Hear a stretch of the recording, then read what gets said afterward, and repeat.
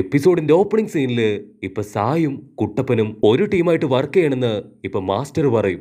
അത് കേട്ട് കുട്ടപ്പൻ വണ്ടടിക്കുമ്പോ ഇവിടെ സാക്കുറയ്ക്കാവട്ടെ അവൾക്ക് ടെൻഷൻ കയറി വരും. കാരണം നറൂട്ടോ കുട്ടപ്പന് സായെ തീരെ ഇഷ്ടമല്ലാന്ന് സാക്കുറയ്ക്ക് അറിയാം.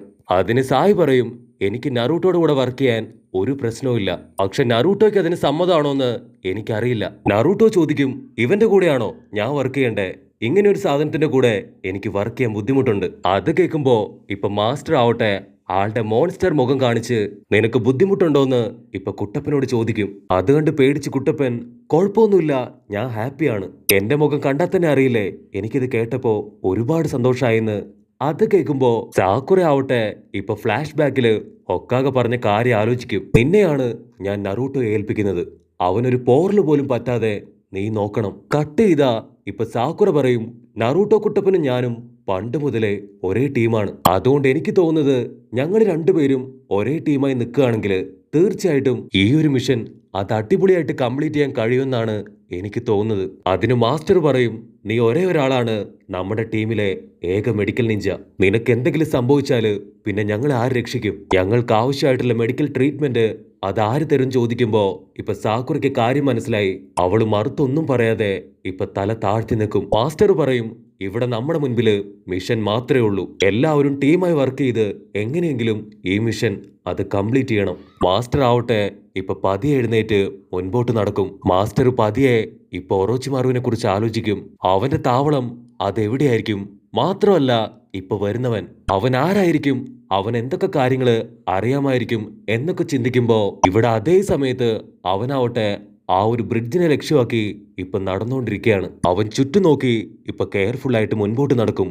അവിടുന്ന് അങ്ങനെ കട്ട് ചെയ്താ ഇപ്പൊ നെക്സ്റ്റ് ഡേ ആ ഒരു ട്രെഞ്ചി ബ്രിഡ്ജിന്റെ അടുത്തേക്ക് നമ്മുടെ ആൾക്കാരെല്ലാവരും ഇപ്പൊ കറക്റ്റ് ആയിട്ട് എത്തും. അപ്പൊ ലോങ് ഷോട്ടിലായിട്ട് ഇപ്പൊ ബ്രിഡ്ജിനെ നോക്കി ആരോ ഒരാൾ നടന്നു വരുന്നതായിട്ട് ഇപ്പൊ സായിയും കുട്ടപ്പനും കാണും. നമ്മുടെ രണ്ട് സ്വത്തുമണികളും ശ്വാസം മുറുക്കി പിടിച്ച് അവിടെ മറഞ്ഞിരിക്കുകയാണ്.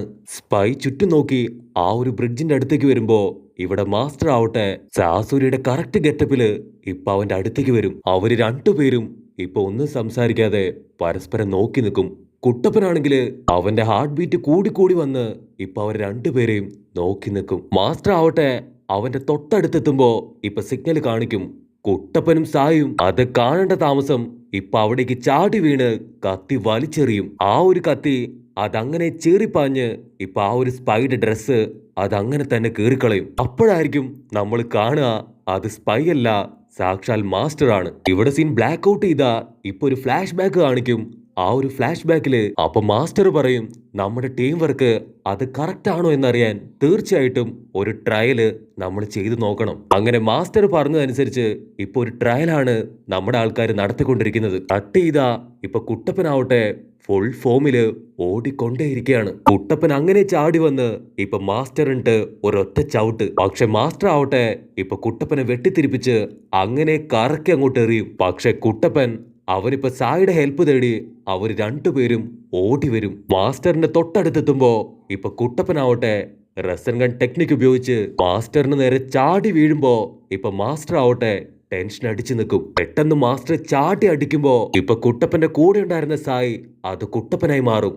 ആക്ച്വലി അത് കുട്ടപ്പന്റെ ഒരു ക്ലൗൺ ആയിരുന്നു. മാസ്റ്റർ കുട്ടപ്പനെ അടിക്കാൻ വരുമ്പോ ഇപ്പൊ റിയൽ സായി ആവട്ടെ അവന്റെ സ്ക്രോള് വലിച്ചെറിഞ്ഞ് അതൊരു പാമ്പാക്കി മാറ്റി ഇപ്പൊ കുട്ടപ്പനെയും മാസ്റ്ററിനെയും അങ്ങനെ വലിച്ചു മുറുക്കി ടൈറ്റ് ചെയ്ത് പിടിക്കും. കുട്ടപ്പനാവട്ടെ എന്നെ അഴിച്ചുവിട് എന്ന് പറഞ്ഞ് അലറുമ്പോ സായി ആവട്ടെ ഇപ്പൊ അവിടുന്ന് മുൻപോട്ട് ഓടും. കുട്ടപ്പന്റെ അലർച്ച കേട്ട് സാക്കുറ അവിടേക്ക് വന്ന് അത് മാസ്റ്റർ അല്ല, മാസ്റ്റർ സബ്സ്റ്റിറ്റ്യൂഷൻ ജിപ്സ് ഉപയോഗിച്ച് ഇപ്പൊ രക്ഷപ്പെട്ടു പോയി. സായി മാസ്റ്ററുടെ പിന്നാലെ പോയിരിക്കുകയാണെന്ന് പറയുമ്പോഴായിരിക്കും കുട്ടപ്പൻ ആ ഒരു സബ്സ്റ്റിറ്റ്യൂഷൻ കാണുക. അതേസമയം ഇവിടെ സായി ആവട്ടെ ഇപ്പൊ മാസ്റ്ററിനെ കറക്റ്റ് ആയിട്ട് കൈ പിടിച്ച് തിരിച്ച് ഇപ്പൊ മടക്കി ലോക്ക് ചെയ്യും.